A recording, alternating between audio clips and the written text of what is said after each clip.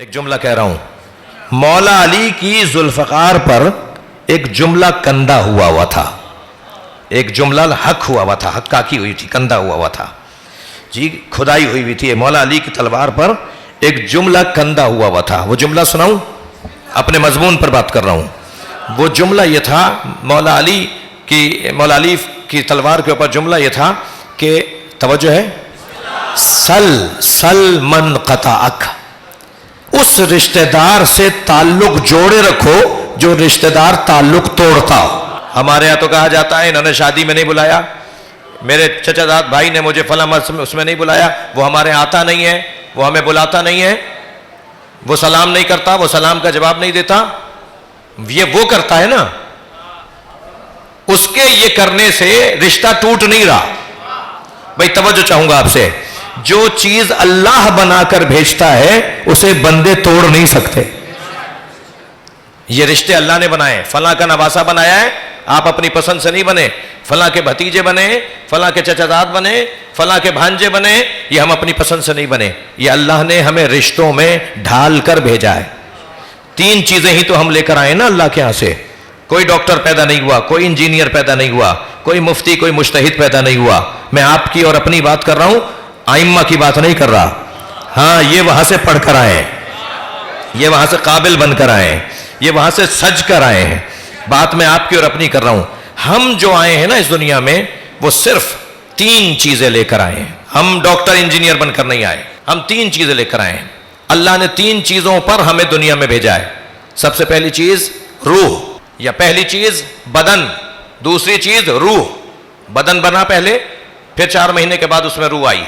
تو بدن, دوسری چیز روح, اور تیسری چیز ہے تعلقات. تعلقات ہم اللہ کے یہاں سے لے کر آئے ہیں. یہ رشتے اللہ نے بنا کر بھیجے ہیں. جب رشتے اللہ نے بنا کر بھیجے ہیں تو پھر اللہ کا بنایا ہوا تو کوئی توڑ نہیں سکتا. جب علی کو اللہ نے امام اور ولی بنا دیا تو ساری دنیا مانے تب بھی ولی ہے, نہ مانے تب بھی علی ہی ہے. تمہارے نہ ماننے سے کسی کے نہ ماننے سے کوئی فرق تو نہیں پڑتا جی. وہ اگر پھٹے بوریے پر بھی بیٹھے ہو تو مولا کائنات ہے, وہ اگر ٹوٹے جھلنگے پر بھی بیٹھے ہوئے ہو تو مولا کائنات ہے. کسی کے ماننے سے نہیں مان رہے تھے تو کیا اس وقت علی ولی نہیں تھے جی؟ آج کوئی نہیں مان رہا تو ان کے نہ ماننے سے کیا علی ولی نہیں ہے؟ وہ مفتی اسحاق صاحب مجھے یاد آ گئے, فیصل آباد والے, مدینہ ٹاؤن کے اندر میں ان کے خدمت میں ان کو سلام کرنے جایا کرتا تھا, مرحوم و مغفور.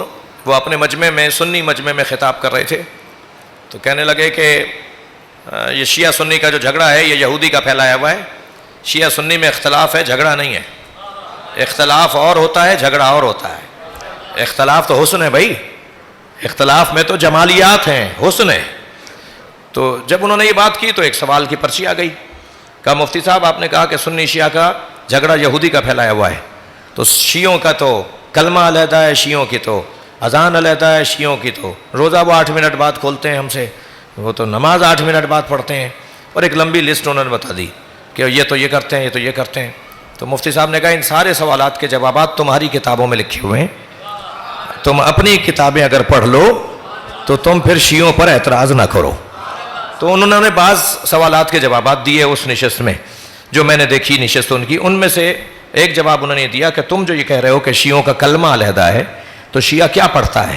شیعہ کیا پڑھتا ہے؟ لا الہ الا اللہ نہیں پڑھتا, محمد الرسول اللہ نہیں پڑھتا. تم بھی لا الہ الا اللہ پڑھتے ہو, وہ بھی پڑھتا ہے. تم بھی محمد الرسول اللہ پڑھتے ہو, وہ بھی پڑھتا ہے. شیعہ ان 2 کلموں کے بعد ایک کلمہ اور پڑھتا ہے, اور وہ ہے علی ولی اللہ. تو اپنے مجمع سے کہنے لگے مجھے ہاں نہ میں بتانا, علی اللہ کے ولی نہیں ہے. اپنے مجمع سے کہہ رہے ہیں مجھے ہاں نہ میں بتاؤ, علی اللہ کے ولی نہیں ہے. تو سارے مجمع نے کہا ہاں علی اللہ کے ولی ہیں. تو کہنے لگے بس فرق یہی ہے تم مانتے ہو اور بولتے نہیں ہو, وہ مانتے بھی ہیں بولتے بھی ہیں. صلوات پڑھ لیں ذرا محمد و آل محمد. تو بھائی کسی کے ماننے سے رشتہ داری ختم نہیں ہو, نہ ماننے سے رشتہ داری ختم نہیں ہوگی. میں خوش آمد تو مجھے آتی نہیں ہے, نام ہی میرا شہنشاہ حسین ہے, تو میں خوش آمد نہیں کر رہا. یہ جو شیخ برادری ہے اور جو کراچی کے خواجہ برادری ہے, یعنی پنجاب کے شیخ برادری نارووالی اور کراچی کی خواجہ برادری, انہوں نے جو رشتہ داروں کا خیال رکھنے کی مثال قائم کی ہے وہ دیگر برادریوں کے سیکھنے کے لیے بہت بڑا ذخیرہ ہے.